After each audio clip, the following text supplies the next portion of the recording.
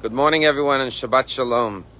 In this week's Torah portion, Bilam utters the famous words, Matovu ohalecha Yaakov, how goodly are your tents, O Jacob, Mishkanotecha Yisrael, your dwelling places, O Israel.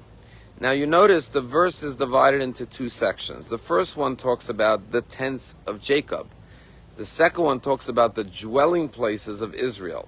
And the question is, what's the difference between a tent and a dwelling place? And why, when it comes to a tent, does Bilam use the word Yaakov, which was the original name of Jacob?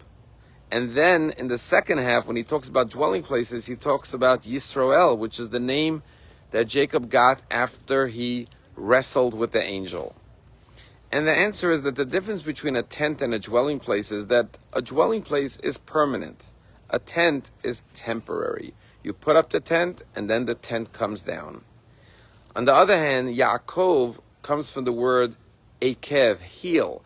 Jacob was born holding on to the heel of his brother Esav, trying to go out first. He was struggling, wrestling with his brother, grasping the heel, and that's why he was called Yaakov, the heel grabber. Yisrael has the words li rosh, I am a head, because that's when he was given the name after he prevailed over the angel. And so too, there are two different types of Jews. There are Jews that are in a permanent state of connection to God and goodness and righteousness. They carry themselves 24/7, li rosh, like a head, with superiority, spirituality and superiority. They're able to conduct themselves in a manner that they can hold their heads high and proudly. But then there are people who are like the heel. It's a struggle for them. It's a constant heel-grabbing, wrestling match with their evil forces, with their negative inclinations and desires. And sometimes they win, sometimes they lose. And therefore it's like the tent. They have a moment of goodness, of prevailing, of success, but then like the tent that comes down, it's over.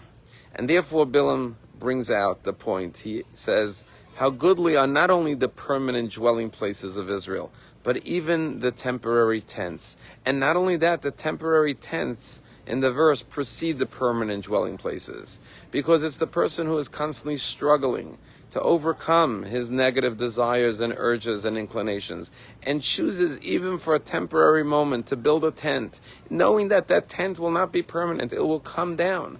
But nonetheless, God delights and takes joy in that temporary tent of the one who has to be like Yaakov, the heel grabber, the one who struggles and wrestles with himself in order to choose to be good. Oh, how goodly are your tents, O Jacob.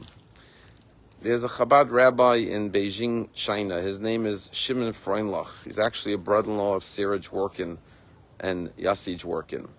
And Shimon Freundlich tells the following story, that one Friday night at his Chabad house, he has a large table with lots of guests from people who come from all over the world to do business in Beijing, China. This was before COVID.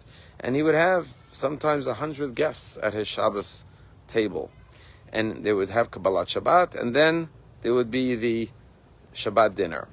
And he noticed this elderly man came in. He looked like he was in his 70s. And during the service, he just couldn't stop crying. Shimon went over to him and said, are you okay? He said, yeah, I'm okay. Later, when they sat down for the dinner, he has a custom that he goes around and asks everyone to introduce themselves and say something. When he came to this elderly man, he asked him to say something. He stood up and he said, my name is Sam Katz. And he says, I only am going to speak because you must be so emotional during the services. And he says, I'm a survivor of Buchenwald. And at Buchenwald, I lost everything, including my faith in God, my Jewish upbringing. And it's been 50 years that I have not been in a synagogue. And I'm here on business, and one of my business associates encouraged me to come tonight. And I came for the first time in over 50 years to synagogue, and suddenly all the memories of my childhood came back, and I began to cry as I remembered my home, my family, my parents, my siblings, all of which, my grandparents, were all murdered in Buchenwald, in the camps. And he said, all I felt was that I want to go home to my childhood. But sitting around the Shabbos table, it reminds me of my Shabbos table as a child, and I feel like this is my home. as he finishes speaking, a young woman says, were you in Buchenwald? If you were in Buchenwald, maybe you knew my father. He says, what was your father's name? He says, my father's name was Naphtali Kagan. He says, Naphtali Kagan? Naphtali's still alive. He was my best friend. I thought he died. I never seen him. There's excitement in the room. Everyone was euphoric. Here he is. He comes to shul for the first time after 50 years, and he meets the daughter of his childhood friend. Sure enough, after Shabbat, they are reunited again, and they call each other on the phone and speak, and sure enough get together. And he says, I want you to know that there were 3 Kohanim in Buchenwald.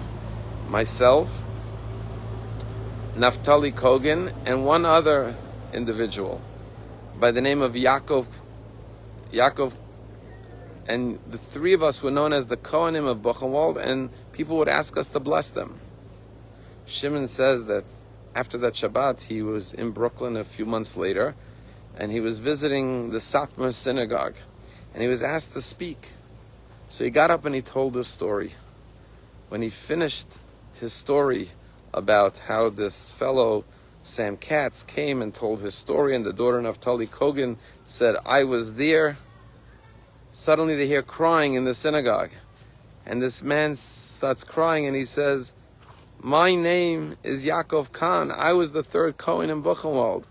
Tell Naphtali and tell Sam, Shmuel, that the 3rd Kohen, Yaakov, is also alive. And sure enough, all 3 brothers were reunited.